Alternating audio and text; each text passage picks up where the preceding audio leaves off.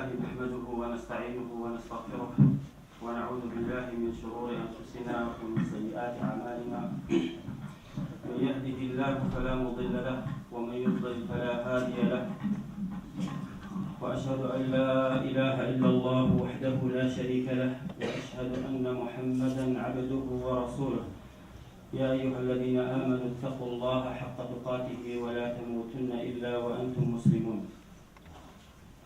يا أيها الناس اتقوا ربكم الذي خلقكم من نفس واحدة وخلق منها زوجها وبث منهما رجالا كثيرا ونساء واتقوا الله الذي تساءلون به والأرحام إن الله كان عليكم رقيبا. يا أيها الذين آمنوا اتقوا الله وقولوا قولا سديدا يصلح لكم أعمالكم ويغفر لكم ذنوبكم ومن يطع الله ورسوله فقد فاز فوزا عظيما. أما بعد فإن أصدق الحديث كتاب الله وإن خير الهدي هدي محمد وشر الأمور محدثاتها وكل محدثة بدعة وكل بدعة ضلالة وكل ضلالة في النار. Islam is built on pillars,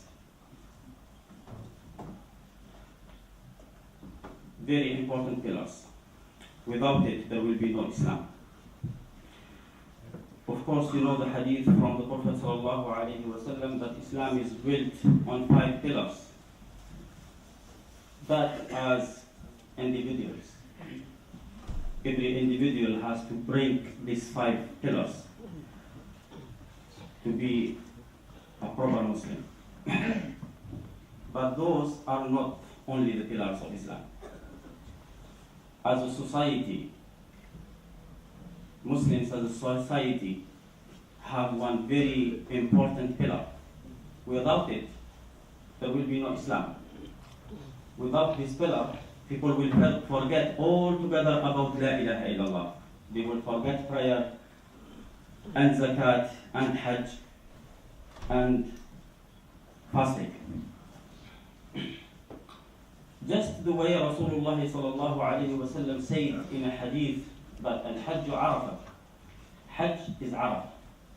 If you go to hajj and for any reason you don't stand up in Arafah on the day of Arafah, your hajj is invalid. Because Arafah is a pillar of hajj.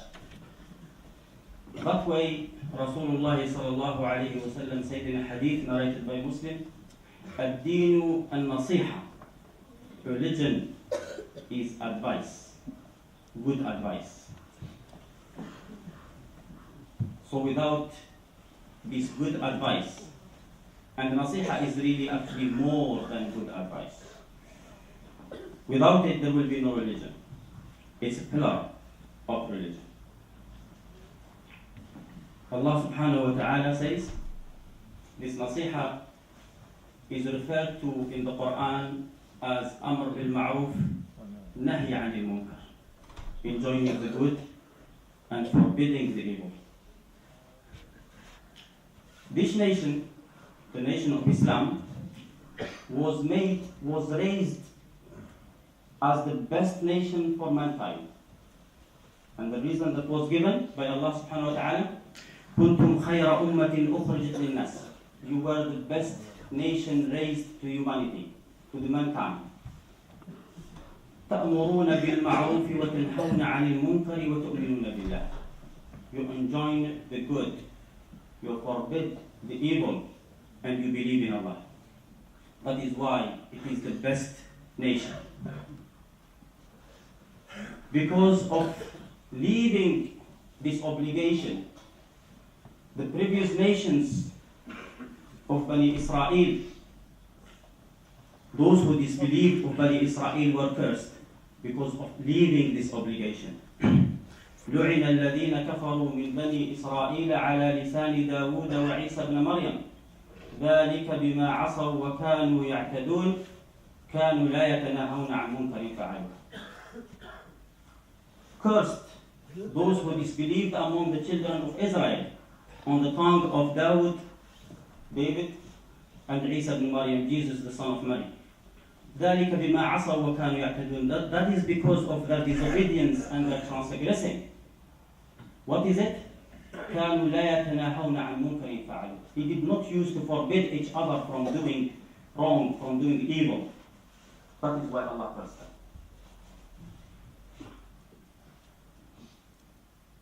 The Amr bil Ma'ruf and Nahy anil Munkar is not just an extra obligation. It is a pillar. It is the most important pillar as a society. Allah subhanahu wa ta'ala says, those الذين إن مكناهم في الأرض أقاموا الصلاة وآتوا الزكاة وأمروا بالمعروف ونهوا عن المنكر. Those to whom we give establishment on earth, they will establish prayer, give charity, and enjoin the good and forbid the evil. As long as in a society there is people who carry this duty, as long as there is people carrying this duty in a society, then that is definitely a guarantee that this society will not be destroyed, will not be perished. Allah subhanahu wa ta'ala says in the Quran, وَمَا كَانَ رَبُّكَ مُهْلِكَ الْقُرَى بِظُلْمٍ وَأَهْلُهَا مُصْلِحُونَ. Your Lord will not destroy the towns for wrongdoing, because of the wrong that they are doing. وَأَهْلُهَا مُصْلِحُونَ. As long as the people in the cities are reformers. He did not say salihun, he said muslihun. It's not only to be a pious for yourself, no. It's to help others to be pious. It's to be muslih rather than just salih. And of course, nobody can be salih if he is not muslih.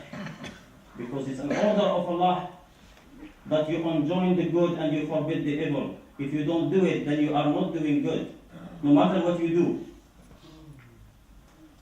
It is the right of a Muslim over his brother Muslim. It is a right of a Muslim that he should be stopped from doing what is wrong and to be helped to do what is right. Allah subhanahu wa ta'ala says, وَالْمُؤْمِنُونَ وَالْمُؤْمِنَاتُ بَعْضُهُمْ أَوْلِيَاءُ بَعْضٍ.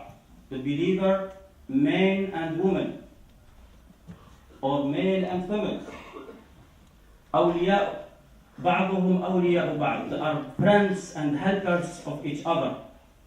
يأمرون بالمعروف وينهون عن المنكر ويقيمون الصلاة ويؤتون الزكاة ويطيعون الله ورسوله أولئك سيرحمهم الله. So what they do? They enjoin the good and forbid the evil. They establish prayer and they give charity and they obey Allah and His Prophet. Only those people are those that Allah will bless. In the other way, in the other ayah, Allah subhanahu wa ta'ala says, وَالْمُنَافِقُونَ وَالْمُنَافِقَاتُ بَعْضُهُمْ أَوْلِيَاءُ بَعْضٍ يَأْمُرُونَ بِالْمُنكَرِ وَيَنْهَوْنَ عَنِ الْمَعْرُوفِ وَيَقْبِضُونَ أَيْدِيَهُمْ. The hypocrite, male and female, are helpers of each other. They enjoin the evil and forbid the good. But the believers, they help each other on doing good and forbidding the evil. It is a right of a Muslim. Rasulullah sallallahu alayhi wa sallam says in the hadith, narrated by Bukhari al Muslim, he said, أَعِنْ أَخَاكَ ظَالِمًا أَوْ مَظْلُومًا. Help your brother, whether he is right, whether he is wrong. The Sahaba said, Ya Rasulullah, we know how to help him when he is right. How are we going to help him when he is wrong? He said, تَحْجُزُهُ عَنِ الظُّلْمِ. You stop him from doing wrong. It is his right. And if you don't give him his right, he will ask you about it on the day of judgment. Many people will read some ayat in the Quran and probably misunderstand them. There is an ayah in the Quran that says, وَلْتَكُمْ مِنْكُمْ أُمَّةٌ يَدْعُونَ إِلَى الْخَيْرِ وَيَأْمُرُونَ بِالْمَعْرُوفِ وَيَنْهَوْنَ عَنِ الْمُنْكَرِ وَأُولَٰئِكَ هُمُ الْمُفْلِحُونَ. Let a group amongst you call to the good and enjoin what is right and forbid what is evil, and those are successful. So Allah subhanahu wa ta'ala says, let a group amongst you do that. So some people might understand that actually it's not the obligation of everybody to do that. It is the obligation of everybody to enjoin the good and forbid the evil. This ayah talks about specific people who their duty, their work, their job has to be this. To be enjoining the good and forbidding the evil. The leaders of the Muslims, the teachers of the Muslims, the police of the Muslims, the judges of the Muslims who go outside in the street looking for those who are doing wrong and stop them.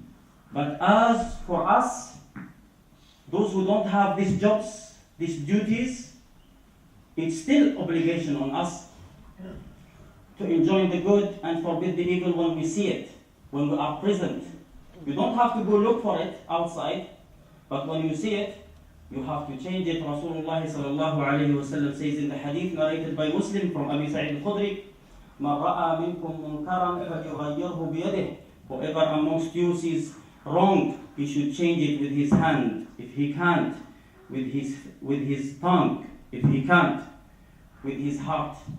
And that is the least of iman. If you don't change it even with your heart, there is no iman after that, as the hadith says. There is an ayah in Surah Al-Ma'idah where Allah subhanahu wa ta'ala says, يَا أَيُّهَا الَّذِينَ آمَنُوا عَلَيْكُمْ أَنفُسَكُمْ لَا يَضُرُّكُمْ مَنْ ضَلَّ إِذَا اهْتَدَيْتُمْ. O you who believe, take care of yourselves. No harm will come to you from those who are misguided. No harm will come to you from those who are misguided. As long as you do your duty, as long as you tell them not to do wrong, then if they insist, then no harm will come to you. But if you stop, if you don't do your duty, then you are a wrongdoer just like them. In Surah Al-A'raf, Allah subhanahu wa ta'ala tells us a story. وَاسْأَلْهُمْ عَنِ الْقَرْيَةِ الَّتِي كَانَتْ حَاضِرَةَ الْبَحْرِ. Ask them about the town and the shore of the sea. تأتيهم حيتانهم يوم سبتهم شرعا ويوم لا يسبتون لا تأتيهم. The fish will come to them when it is no Sabbath, in abundance. But on the Sabbath day, where Allah subhanahu wa ta'ala has forbidden them to fish, on the Sabbath, the fish will come abundantly. Other days, there is no fish. These people decided to disobey Allah and go and fish on the Sabbath. Allah subhanahu wa ta'ala says, وَإِذْ قَالَتْ أُمَّةٌ مِّنْهُمْ لِمَ تَعِظُونَ قَوْمًا اللَّهُ مُهْلِكُهُمْ أَوْ مُعَذِّبُهُمْ عَذَابًا شَدِيدًا قَالُوا مَعْذِرَةً إِلَىٰ رَبِّكُمْ وَلَعَلَّهُمْ يَتَّقُونَ. So what happened in the city? People were divided into 3 groups. One group disobeyed Allah and went fishing despite that Allah subhanahu wa ta'ala forbade them fishing on Saturday. The other group who did not go fishing were divided into 2 groups. One group of these went and advised them, you are doing wrong, you have to stop. Another group did not go fishing, but decided it's useless. Why talk to them? وَإِذْ قَالَتْ أُمَّةٌ مِّنْهُمْ لِمَ تَعِظُونَ قَوْمًا اللَّهُ مُهْلِكُهُمْ. Why are you advising these people? These people Allah is going to destroy them anyway. Allah subhanahu wa ta'ala says, فَلَمَّا نَسُوا مَا ذُكِّرُوا بِهِ. When they have forgotten what they have reminded with, أَنْجَيْنَا الَّذِينَ يَنْهَوْنَ عَنِ السُّوءِ. We saved those who forbid the wrongdoing. وَأَخَذْنَا الَّذِينَ ظَلَمُوا بِعَذَابٍ بَئِيسٍ بِمَا كَانُوا يَفْسُقُونَ. As the wrongdoers, we destroyed them and we took them with a torment punishment. Now Ibn Abbas, and you know who Ibn Abbas is, one day was sitting and thinking. He did not know how to understand this ayah. He thought he was sitting there and one of his students came to him and asked him, you look like in deep thought, what's wrong? He said, Allah subhanahu wa ta'ala mentioned this city. And he mentioned 3 groups of people. But he told us what he did with 2 groups, but he didn't tell us what he did with the 3rd. He said that he has destroyed those who disobeyed Allah, and he saved those who were enjoining the good and forbidding the evil. So what happened to the 3rd group, who did not disobey Allah by going to fish, and never enjoyed the good as well? So what happened to the 3rd group? The answer was there. He couldn't just say it. His student explained it to him. They were destroyed because they disobeyed Allah. If Allah says do something, that's an order that you have to do.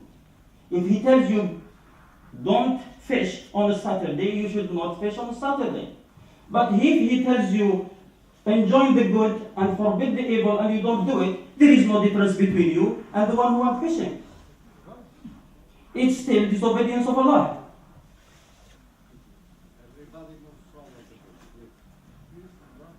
So this is the importance of enjoining the good and forbidding the evil. Brothers, if you can come forward, please. There is no space outside.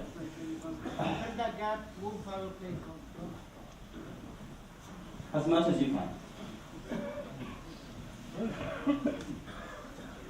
The enjoining of good and forbidding of evil is such an important thing. And we should not misunderstand these ayat, these verses and this hadith. Rasulullah sallallahu alayhi wa sallam said, on the day of judgment, a man will be brought up in hellfire and thrown in hellfire and punished in a severe way.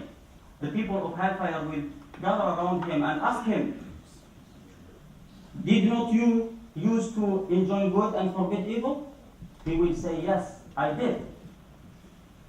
But I used to stop people from doing wrong, but I do it myself. I used to order people to do good, but I don't do it myself. So people take from this that, if I am doing something wrong, I should not talk about it. No. That hadith tells us about a hypocrite who says something that he doesn't believe in. And Rasulullah sallallahu alayhi wa sallam tells us what happened to this man who enjoyed the good but didn't do it. He never told us what happens to those who don't enjoy the good and do the wrong as well. So if someone is drinking alcohol and sees someone else drinking alcohol, it's not a reason for him. By drinking alcohol doesn't give him the right not to stop other people. If you are doing something wrong, if you don't pray, it is still your duty to tell people to pray. If you drink alcohol, it's still your duty to tell people not to drink alcohol. No matter what you do, because on the day of judgment, if you don't pray regularly, on the day of judgment Allah will ask you why you didn't pray. That's one order. And if you don't tell people to go and pray, Allah will ask you about 2 things rather than 1. So you will be disobeying Allah twice rather than once. However, when we enjoy the good and forbid the evil, we have to know how to do it.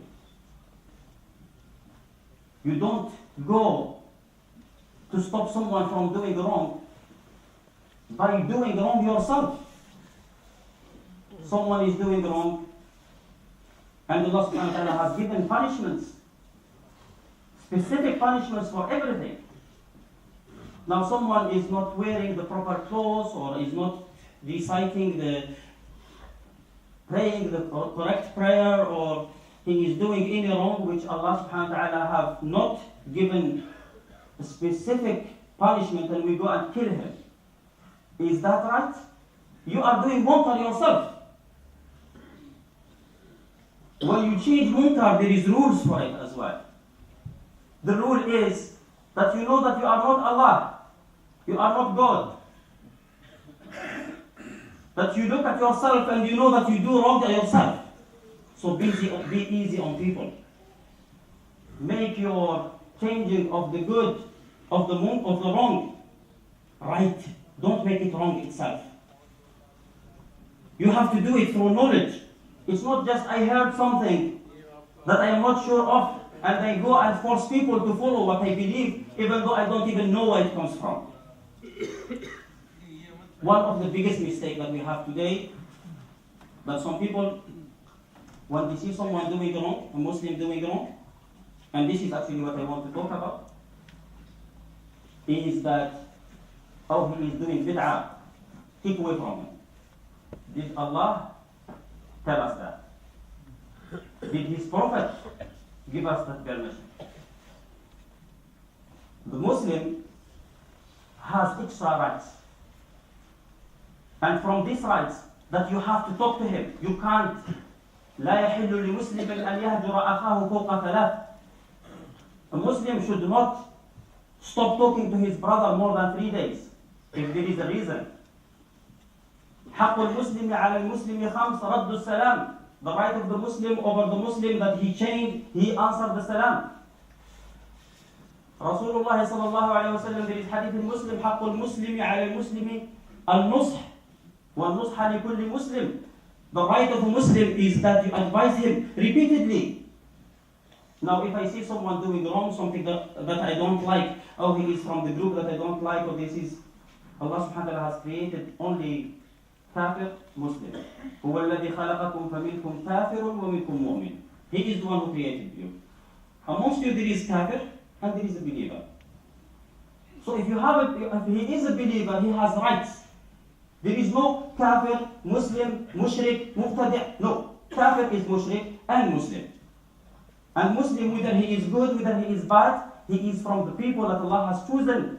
اصطفينا من عبادنا, the people that Allah mentioned, that those He has chosen amongst His people are those who say La ilaha illallah, even the wrongdoers. And they have right. If you don't like what they are doing, keep from the wrong that they are doing, but they are still your brothers. Allah subhanahu wa ta'ala told His Prophet, وَخْفِضْ جَنَاحَكَ لِمَنِ اتَّبَعَكَ مِنَ الْمُؤْمِنِينَ. Lower your wing to those who follow you amongst the believers. فَإِنْ عَصَوْتَ فَقُلْ إِنِّي بَرِيءٌ مِّمَّا تَعْمَلُونَ. If they disobey you, say, I am free of what you do. I am not free of you. I am free of what you do, for the wrong that you are doing. But you still my brothers because you are Muslims. Rasulullah sallallahu alayhi wa sallam sent Khalid ibn Walid to expedition, and he had done something wrong on that expedition. Very wrong thing. Very bad thing. Very big. When he came, Rasulullah was angry. He lifted his hands and said, Allahumma inni abra'u ilayka mimma fa'ala Khalid. Oh Allah, I am free of what Khalid has done. He never said, oh Allah, I am free of Khalid. I don't want to know him anymore. So that is how our approach should be to our brothers Muslims, rather than being divided and creating groups after groups that will lead to nothing. أقول قولي هذا وأستغفر الله لكم ولي فاستغفروه إنه هو الغفور الرحيم. الحمد لله وكفى والصلاة والسلام على عباده الذين اصطفى وبعد. عباد الله، إن الله أمركم بأمر عظيم بدأ به بنفسه وثنى بملائكته فقال إن الله وملائكته يصلون على النبي يا أيها الذين آمنوا صلوا عليه وسلموا تسليما. اللهم صل على محمد وعلى آل محمد كما صليت على إبراهيم وعلى آل إبراهيم إنك حميد مجيد. اللهم بارك على محمد وعلى آل محمد كما باركت على إبراهيم وعلى آل إبراهيم إنك حميد مجيد. عباد الله، إن الله يأمر بالعدل والإحسان وإيتاء ذي القربى وينهى عن الفحشاء والمنكر والبغي يعظكم لعلكم تذكرون. ولذكر الله أكبر والله يعلم ما تسمعون. وأقم الصلاة.